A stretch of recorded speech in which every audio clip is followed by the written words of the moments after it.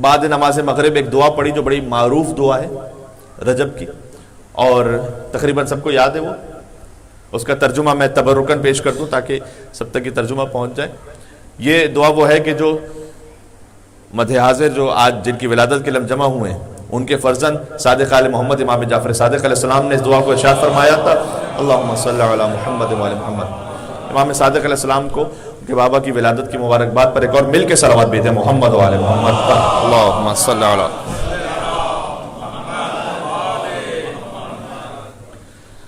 اچھا، اس دعا کا جو پس منظر ہے اسے سمجھنا بھی تھوڑا سا ضروری ہے، وہ پڑھنے کے لطف میں اضافہ کر دے گا. محمد ابن زکوان نام کے ایک صحابی ہیں جو آتے ہیں امام صادق علیہ السلام کے پاس، اور محمد ابن زکوان کے لیے معروف ہیں، سجاد کے نام سے وہ مشہور تھے. ایک تو امام سجاد علیہ السلام، جو اصحاب امام سجاد کے نام سے معروف ہیں وہ محمد ابن زکوان ہیں. اتنی کثرت سے سجدے کیا کرتے تھے اور خوف خدا سے اتنا گریہ کیا کرتے تھے کہ آنکھوں کا نور تقریباً چلا گیا تھا. یعنی انتہائی عابد اور عارف ہستی ہیں. یہ آئے امام کی خدمت میں. یہ میں کیوں تمہیں درس کر رہا ہوں؟ دیکھیں، کبھی ایک ایسا شخص آتا ہے کہ جو بظاہر دنیا دار شخص ہے، وہ آ کر کہتا ہے کہ مولانا صاحب فلاں موقع کی کوئی دعا بتا دیں، یا کسی مشکل میں ہو تو کوئی عمل بتا دیں.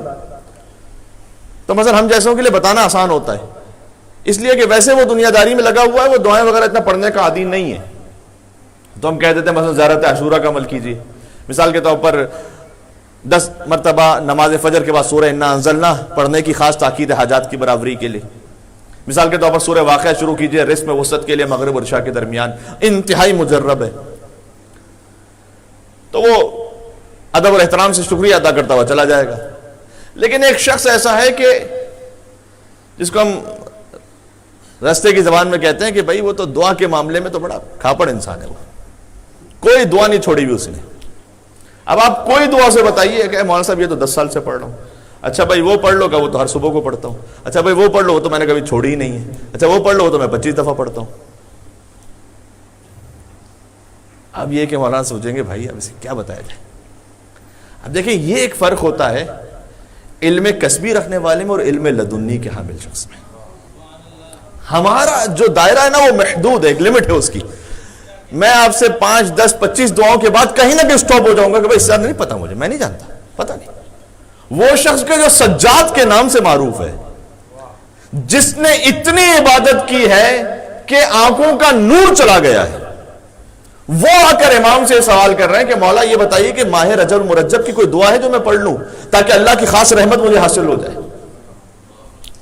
اب امام نے اس کے سوال کے جواب میں کہنا شروع کیا، یعنی یہ وہ بحر بے کرا ہے، یہاں پر جتنا پوچھتے چلے جائیے کمی نہیں ہے کوئی، جس کا جیسا ظرف ہوگا وہ لے کے جاتا چلا جائے گا. مل کے صلوات دے دے محمد و آل محمد پر.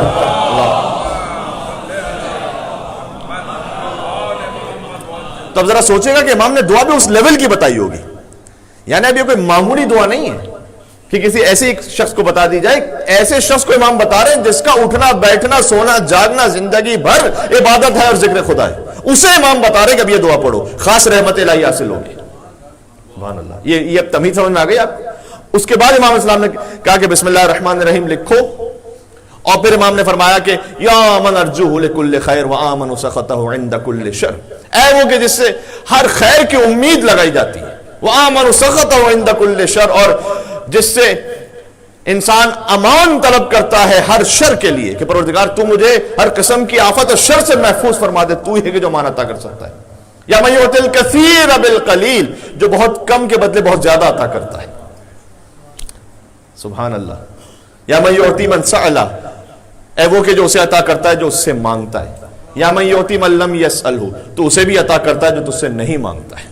یا من یعطی من لم یعرفہ، تو اسے بھی عطا کرتا ہے جو تجھے نہیں پہچانتا ہے. فرق ہے. ایک مرتبہ ہے کہ ایک شخص نہیں مانگتا، اسے بھی اللہ عطا کرتا ہے، جو نہیں پہچانتا اللہ اسے بھی عطا کرتا ہے.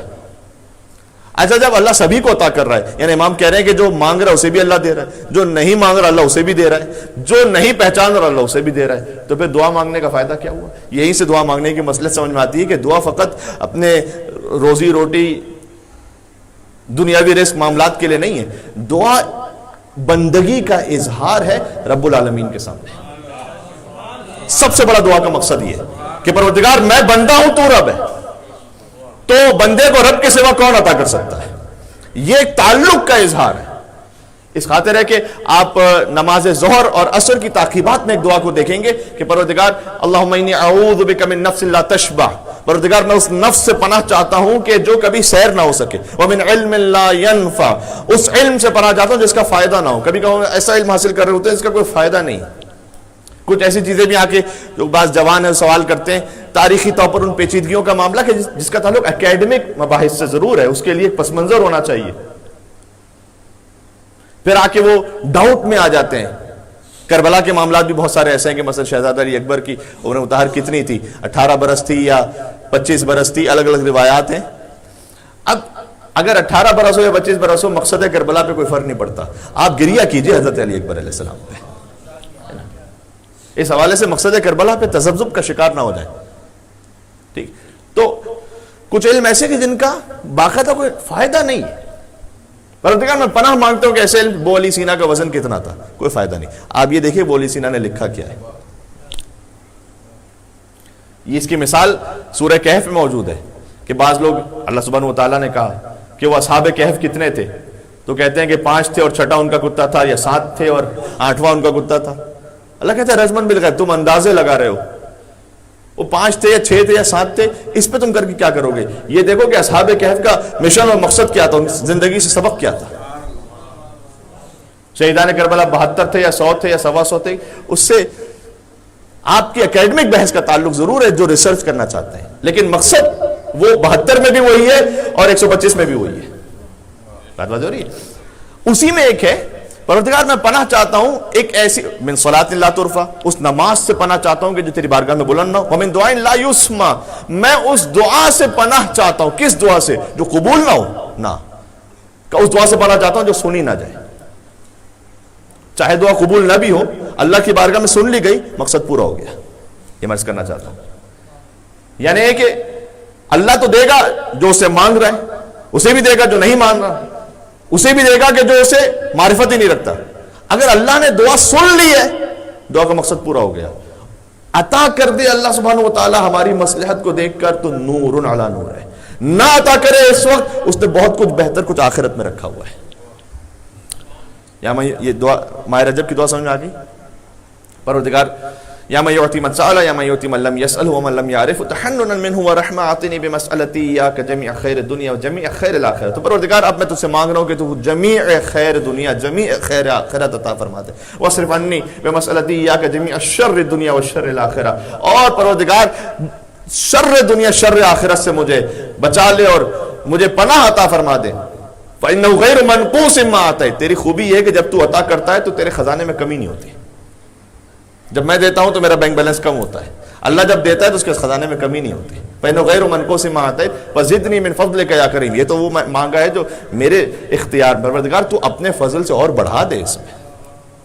اور اس کے بعد امام نے کمال تضرع انکساری کا اظہار کرتے ہوئے اپنی ریش مبارک کو تھاما اور اس کے بعد کہنا شروع کیا.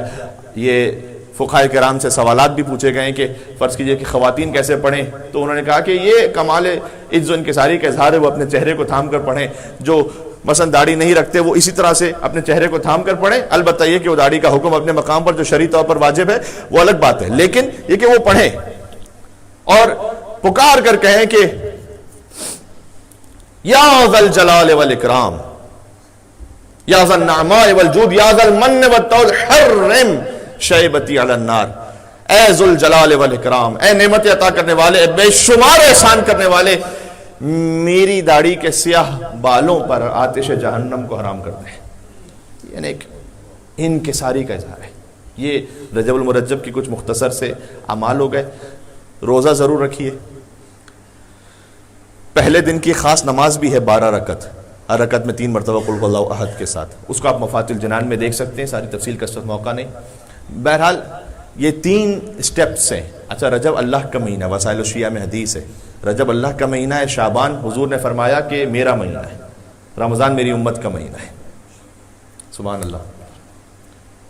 کسی بھی ٹری کے اس کے لیے فروٹس حاصل کرنے کے لیے جو 3 سٹیپس ہوتے ہیں وہ 3 مہینے اللہ نے دیے ہیں.